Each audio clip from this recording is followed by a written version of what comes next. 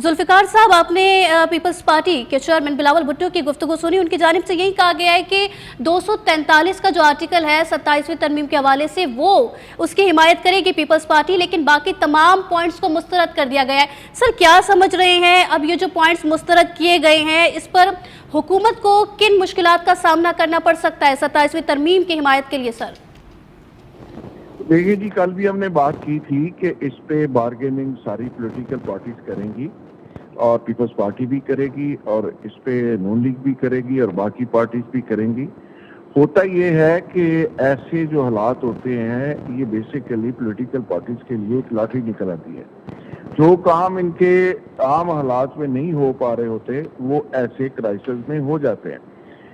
कभी किसी सूबे में चीफ मिनिस्टर को मेंबर्स की अगर ज़रूरत पड़ जाए एमपीएस की, तो एमपीएस ने वो फाइलें निकाल के सामने ले आते हैं कि जो पिछले 3-3 सालों से उसको कोई लिफ्ट नहीं करा रहा होता, तो वो चीफ मिनिस्टर के सामने रख देते हैं कि जी हम हाजिर हैं, लेकिन ये इसको भी ज़रा देख लें, तो वो काम हो जाते हैं। तो इसी तरह ये एक नेशनल लेवल का इशू है, तो इस पे भी बार्गेनिंग को ब्लैकमेलिंग में इसलिए नहीं कहता कि ये जरा सख्त लफ्ज हो जाएगा, लेकिन ये बार्गेनिंग चलो इसको कह लेते हैं।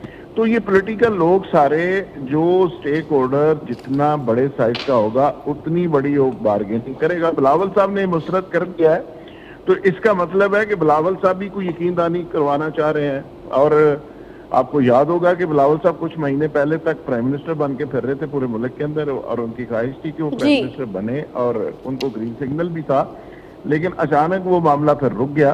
तो अभी भी वो अगर रजिस्ट करेंगे तो उनको कोई इस तरह का समझ लेके पेशकश हो सकती है कि वो आने वाले वक्त में वो कंसीडर हो जाएंगे। फिर उसके बाद यही बिलावल साहब है जो 26वीं तरमीम के लिए, आपको याद है कि किस तरह कितनी स्पीड के साथ वो कह रहे थे कि मेरे लिए ये इज्जत का भी मसला है, गैरत का भी मसला है और मैंने 26वीं तरमीम करवानी ही करवानी है, जिसको सारे लोग क्रिटिसाइज कर रहे थे, लेकिन बिलावल साहब उसको लीड कर रहे थे। अभी भी ये 27वीं तरमीम के जो बाकी निकात उन्होंने रिजेक्ट किए हैं जी। ये इस पे वो फ्लेक्सिबल हो जाएंगे, लेकिन शर्त सिर्फ ये है कि बस कुछ यकीन आप अभी से करवा दें तो मामला ठीक हो जाएगा। इसी तरह पीटीआई, आप हैरान होंगे कि पीटीआई भी ये कह रही है कि जी आप हमारे चेयरमैन को रहा कर दें, हम भी इसमें लिनिएट होने को तैयार हैं। इसी तरह नून लीग के भी कुछ मसाइल हैं।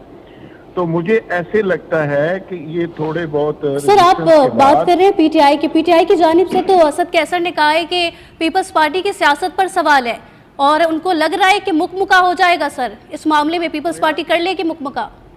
सवेरा इनके कहने पे नहीं जाना, इनके बयानात सियासतदानों के और होते हैं, जो बैकडोर चीजें चल रही होती हैं और होती हैं। हम तो जो बात करते हैं वो इंफॉर्मेशन बेस्ड बात कर रहे होते हैं।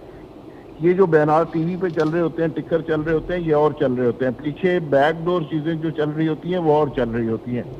तो लिहाजा जो बैकडोर चीजें चल रही हैं उसमें सारे लोग ही बार्गेनिंग इस पे कर रहे हैं, और पीपल्स पार्टी भी कर रही है, नून लीग भी कर रही है, कुछ लोग हुकूमत के अंदर हैं, कुछ आगे आने वाले टाइम में हुकूमत मांग रहे हैं। तो बेसिकली ये एक बार्गेनिंग टूल के तौर पे सारे लोग इसको यूज करेंगे, और इसमें कोई शक नहीं कि 18वीं तरमीम अगर ख़त्म होती है तो पीपल्स पार्टी की सियासत का एक तरह से जनाजा निकल जाएगा। लेकिन वो इस कीमत पे भी राजी हो सकते हैं। शर्त सिर्फ ये है कि उनको आने वाले वक्त में आप यकीनदानी करवाएं कि सिंध में उनकी गवर्नमेंट होगी, फेडरल में बिलावल साहब प्राइम मिनिस्टर होंगे, ये आप इंश्योरेंस सुबह दे दें, तो उसके बाद बिलावल साहब की स्पीडें देख लें, उसी तरह जैसे पहले स्पीडें थी उसी तरह की स्पीडें बन जाएंगी जी। तो ठीक है, जुल्फिकार साहब, ऐसे ही माजी में हमने देखी है।